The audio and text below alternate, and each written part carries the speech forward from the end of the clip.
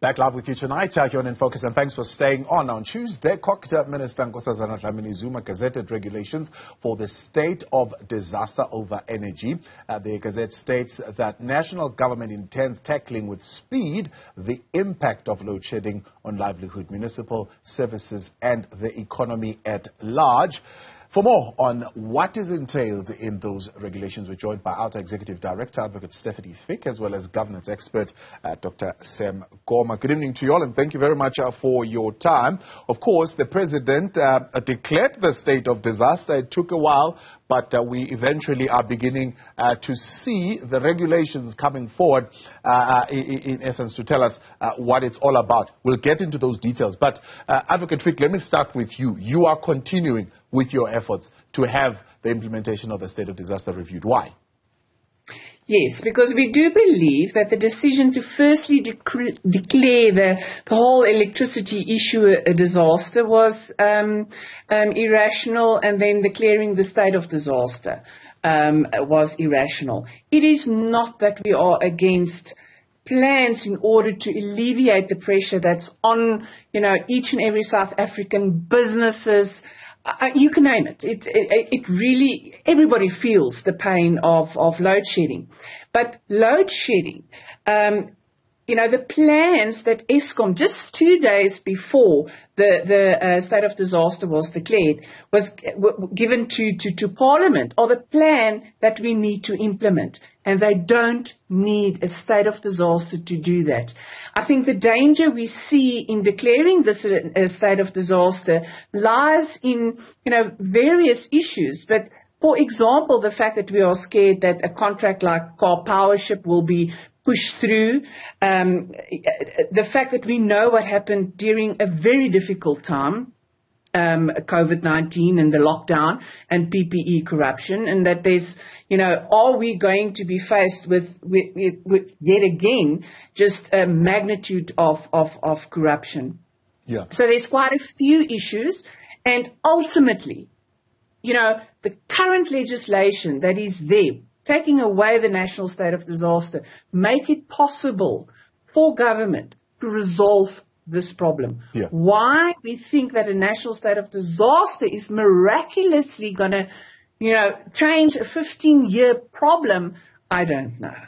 We'll come back into those finer details in a moment as we go through them. I'm hoping we can be able to unpack what they all mean. But Dr. Koma, much of the debate from a number of quarters including Outa, has been around the fact that much of what needs to be done can be done with the current regulations. Let's start at the top of the regulations, where it gives us the objects or the aims of these regulations. And one of the areas, or at least three of the areas, provide measures to enable the connection of new generation electricity, provide measures to improve Eskom plant performance, minimize the impact of load shedding on the economy. If we look just at those aims, those objectives, is that something that we could achieve within the current framework that is available?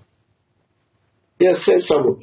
You're right. The whole notion of emergency procurement of energy is not a new issue. You remember already sometime last year there were calls already from different quarters that there should be a declaration of a state of disaster to tackle the continuing blackouts that are plaguing our country and also impeding efforts to revive the economy, which is basically stagnant, and also the other challenges that accompanies load shedding in the country. The objectives that are stated in the regulations are noble, well formulated, but the issue that civil society and ordinary people on the ground are raising is that we had a state of disaster on the COVID-19 pandemic that led to massive corruption. And the evidence is there through the SIU PPE procurement corruption report detailing all these shenanigans and all these issues that pertain to how procurement was undertaken within the context of emergency procurement of PPE. So they're saying we already have a public procurement system that is riddled with deficiencies, that is prone to corruption. This time around, how will the government ensure that this emergency procurement takes place within the confines of the Constitution and also the applicable pieces of legislation, bearing in mind that the AG report last year already flagged about 185 material irregularities with an estimated financial loss of around 2 billion rand. And the bulk of this money is linked to public procurement. Yeah. So, of course, government institutions and public entities. So let's look at that. There are three procedures. I'm saying two because, of course, we know that the third one has always been there, but it's never worked. But the one procedure is the Auditor General will conduct real-time audits and report on the accounts, financial statements, and financial management and all emergency procurement undertaken under the National State of Disaster. Procedure number 2 is accounting officers must take steps to ensure that anti-corruption measures are implemented during emergency procurement. We know that they've failed to do that. Accounting officers fall under political pressure, and they never really ever do that. But here's the third thing that they want to do. Any procurement undertaken using the emergency provision referred to during the National State of Disaster must be published and reported to Parliament within a month of the expenditure by accounting officers and authorities, including the details of such procurement and the reasons for deviating from normal procurement procedures. Is that something out of the ordinary? Is that something that would ensure that there's added protection?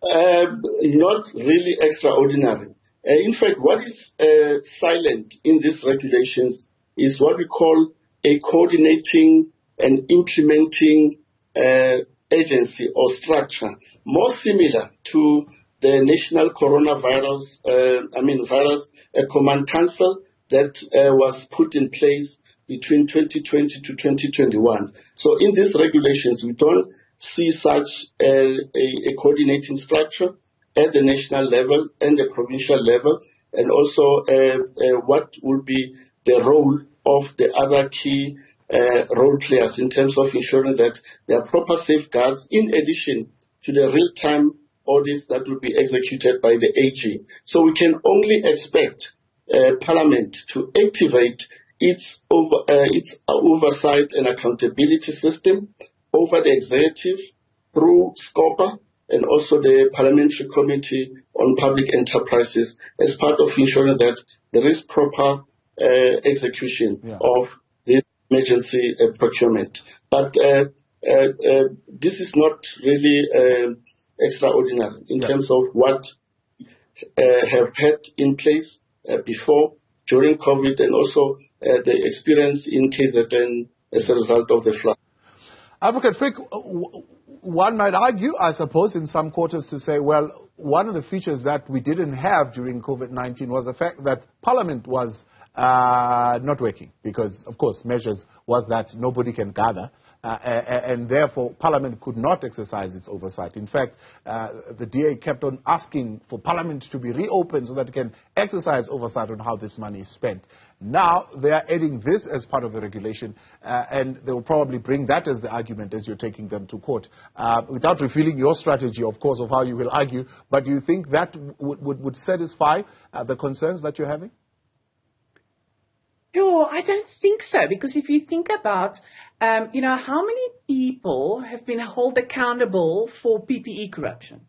How much money did we recover after, the PPE corruption was exposed?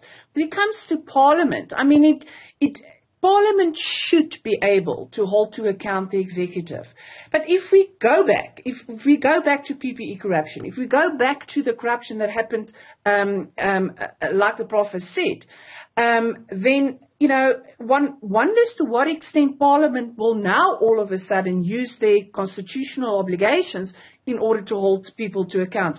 And I hate to refer to it because I think at some point we need to find finalization. But state capture. How many of the executives has been held accountable for, the corruption that happened during a period where, there was state capture? So I don't think that government and parliament can blame ordinary people for, second guessing the value of having that fail-safe. Because just in ordinary life, let's put aside a national state of disaster. Let's put aside, why haven't we curbed the, corruption? Why is local government in a state of despair because of corruption? Yeah. And that if we aren't able to find the reasons and curb not just the symptoms, work on the symptoms, like was said, but what is the cause? If we can't, why would all these sort of measures put in place help all of a sudden? Right, we have our network back, and we have Advocate Stephanie Fick of the organization Undoing Tax Abuse and Governance expert, Dr. Koma, back with us. Before the break, we were talking about those two institutions, Advocate Fick, the Auditor General as well as Parliament. Was asking the question, are we not pronouncing a vote of no confidence on these institutions even before they've conducted their work? Unfortunately, I think that South Africans are a bit tired of there just be there's just no consequence. I think the Auditor General has done a stellar job in the past. But, whether it's live still means that they go in after the fact. The problem is with Parliament. So the Auditor General will report, but then the Auditor General still needs to send, the cases for prosecution to the police to be investigated and that type of thing. And unfortunately, some of the other organs have let us down in the past. The same with Parliament. I think Parliament has shown that, whether they always act in the best interest of, South Africans, I'm not sure. Just if you look at the just look at the recent history, how many executives has been held to account for example, Eskom, who hasn't performed very well. And this whole problem of electricity is coming for years. This is definitely not a new problem. Yeah. Dr. Koma, part of the regulations are set to be put in place to encourage cooperation between spheres of government. Of course, Outa says this is ridiculous. They don't quite understand why do they need regulations to encourage cooperation between the spheres of government. There's a district development model. I'm sure they should be cooperating anyway. Yes, Thabo, you remember just last week and also sometime this week, most of the state of the province addresses, you look at Gauteng Premier, Limpopo Premier, Northern Cape Premier, and other premiers have made pronouncements around the issue of tackling energy crisis and also ensuring that there is reasonable energy security in the context of their respective provinces. For example, Gauteng, they've pronounced that they want to set up a solar plant in the West Rand, and also in Limpopo, they're taking a similar approach in the part of Musina, and also in the Northern Cape, they're focusing on hydrogen. But then for these provinces to fast-track the implementation of these noble intentions, they require the cooperation of NERSA, CoGTA, the National Treasury, SALGA, and also the municipalities to be part of this, to buy into this, and also to ensure that there is effective and appropriate implementation of these key decisions that they've taken as provinces. So there, I think the regulation seeks to ensure that the cooperation of the three spheres of government is properly handled and also becomes a success. We seem to have lost them yet again, right in the middle of that rather important question. That's Advocate Stephanie Fick of the organization Undoing Tax Abuse and Governance expert Dr. Koma, who are joining us there on the line.